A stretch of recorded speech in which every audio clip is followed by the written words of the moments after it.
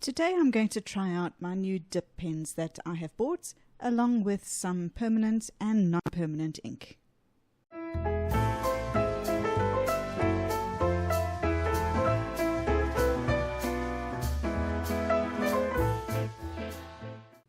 First, I'm just going to have a quick look at the different ink pens that I have got.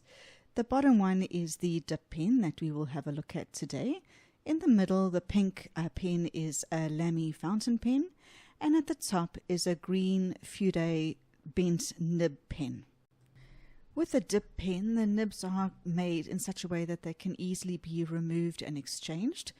In the photograph here, you can see that there are two universally sized circular grooves on the shaft of the pen, and the nibs can be easily slotted into those depending on whether they are a small or a large sized nib.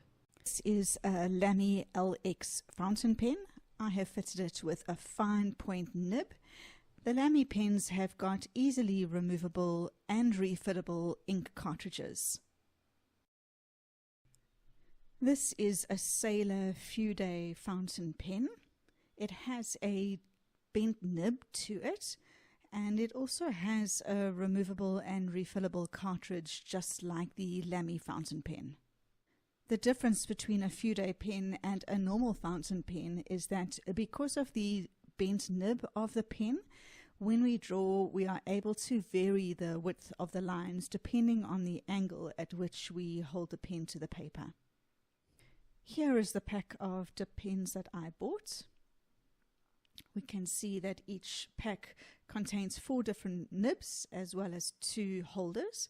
They were so cheap that I decided to buy 2 packs so that I could have 4 holders and 1 nib in each so that I didn't have to change them over. And then I guess I'll just have a spare set of nibs. This is the brand of ink that I'm able to get in Thailand for my fountain pens. I'm not even going to try and pronounce the brand for fear of getting my pronunciation incorrect. But you are able to get this brand of ink in permanent and non-permanent ink. It is quite difficult to distinguish between the two because I don't speak Chinese. But I am able to tell which is which by the product code, and then once I've got that, I mark them on the lid of the box so that I don't mix them up.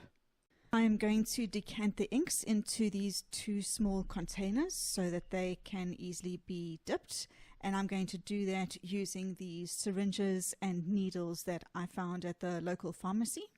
And I will use a permanent marker to label the lids of each of my storage containers. And then just to mop up any drips, I've got a towel as well as some tissue paper. I am getting ready to fill my containers with ink, and I'm going to label each of the syringes for P for permanent and NP for non-permanent so that I can use the same syringes each time that I fill my containers and not get them mixed up. And I will use the same labeling on each of the lids. Now to open the box and have a look at the contents. Here are the 2 handles that are provided. They've got quite a nice grippy feel to them. And then there are the 4 different nibs that accompany the pack, each of which we will investigate in more detail in a few moments. I will just open up the second pack so that I can get the handles out, but I will keep the 4 nibs separate as a spare set. This first smaller nib is the only nib inside the pack of 4 that fits into the smallest circular opening in the holder. The rest of the nibs all fit into the larger circular opening. My research tells me that there might be a protective layer on top of each of the nibs, so I'm going to soak them in some soapy water before I start. And I actually could have done this before putting them into the handles. Nonetheless, I've soaked them and I'm just going to pat them dry. Now they are ready to use, and it's time to prepare my ink. I am going to test my pens using the permanent ink, so I'm going to prepare all of the equipment that I have got for the permanent ink.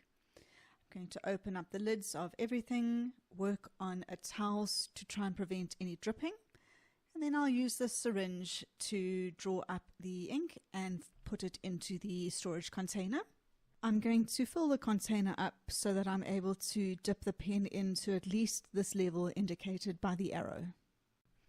Okay, I'm ready to start testing, and I will test each of the pens individually, starting with the smallest one.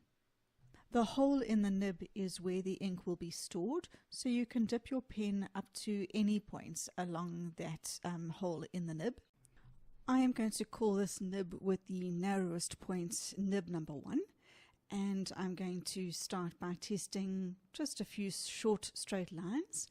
As I'm testing the pen, I'm testing a few things. For example, how thin the lines are when I press normally, how long I can write with the pen before I have to dip it into the ink again, and then also the variance in thickness of the lines that I can obtain. How thin and how thick can I get this particular nib to go? With this last line, I'm pressing quite hard on the downwards half of each stroke, and then lighter as the stroke goes upwards, just to see the actual extreme thickness and thinness of the lines that I can make. Because this nib is so thin, there is some variance in the thickness of the line, but not too much. There wasn't an enormous difference between nib 1 and nib 2, other than the fact that nib 2 was marginally thicker, wider, with a slightly thicker line, and because of that it also held a bit more ink and required refilling less frequently. There is quite a big jump in the thickness of the nib between number 2 and number 3. I can feel that number 3 holds considerably more ink, and also the thickness of the lines is quite a lot wider. You can see on the downward stroke of each line, as I press harder, you can see that the nib opens up, and that is what causes the line to become thicker. In the same way that nibs 1 and 2 were quite similar in their thickness, I feel the same about nibs 3 and 4. I would classify 1 and 2 as being the thinner nibs and 3 and 4 being the thicker. But number 4 is most definitely the thickest of all and has the widest possible line. And now for my reference, I'm going to number the samples on the page from numbers 1 to 4, and I will do the same on my pens so that I can identify them when I want to use them again. In the next video, I will do a sample sketch using these pens for the first time. In that video, I end up having to do quite a lot of damage control to rescue a sketch that was otherwise destined for the bin. So until next time, bye for now.